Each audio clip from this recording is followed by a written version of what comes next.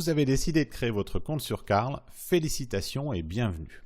Dans cette courte vidéo, on va commencer par s'inscrire sur Carl. Donc je vais vous emmener pas à pas à partir de Google.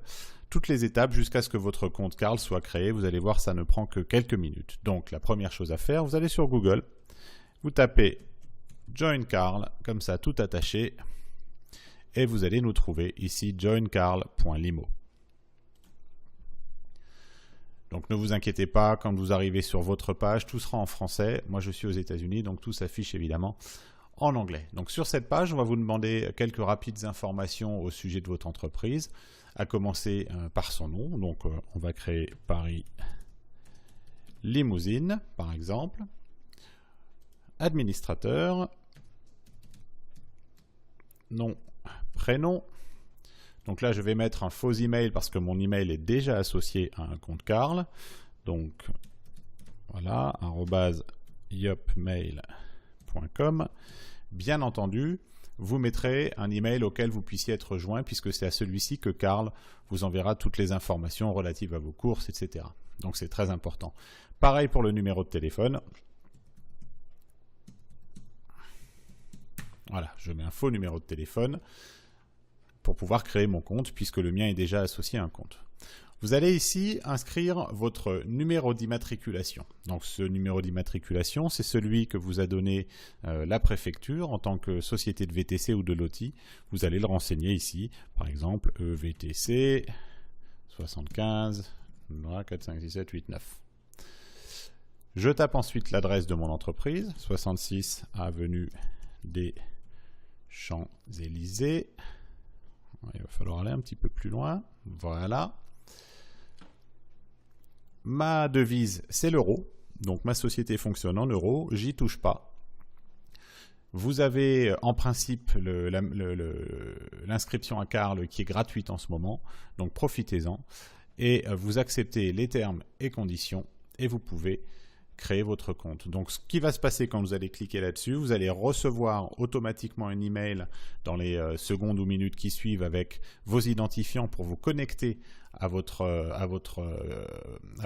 tour de contrôle, hein, le dashboard comme on l'appelle, et le compte sera créé au niveau de Carl. Donc on va cliquer là-dessus, ma société est créée.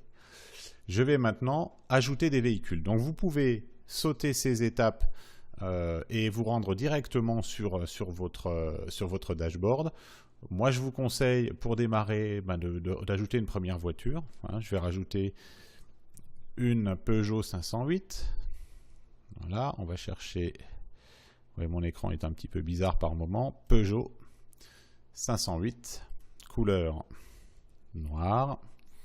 Numéro d'immatriculation, je ne sais pas, je le mettrai plus tard. Et je l'enregistre. Vous voyez, maintenant j'ai ma voiture, elle est ici. Je peux la modifier si je le souhaite, ou pas. Je peux en ajouter d'autres. Vous pouvez rajouter tous vos véhicules juste maintenant, si ça vous chante, ou vous pouvez le faire plus tard dans votre dashboard. Une fois que j'ai terminé de rajouter tous mes véhicules, je continue. On va ajouter un deuxième. On va rajouter une... Qu'est-ce qu'on pourrait rajouter? Une Mercedes... Et on va prendre une 500, voilà, elle est grise. Immatriculation, pareil. J'en mets une au hasard. Voilà, vous voyez, j'ai mes deux voitures qui sont maintenant prêtes à être rajoutées dans mon compte Carl. Je continue et je vais maintenant pouvoir rajouter mes chauffeurs. Donc si vous êtes le seul chauffeur dans votre entreprise, ne vous rajoutez pas vous-même à ce moment-là puisque vos coordonnées sont déjà dans le système Carl. C'est uniquement pour les chauffeurs supplémentaires. Donc on va rajouter John Doe à John Doe 1, 2, 3 @johndoe.com.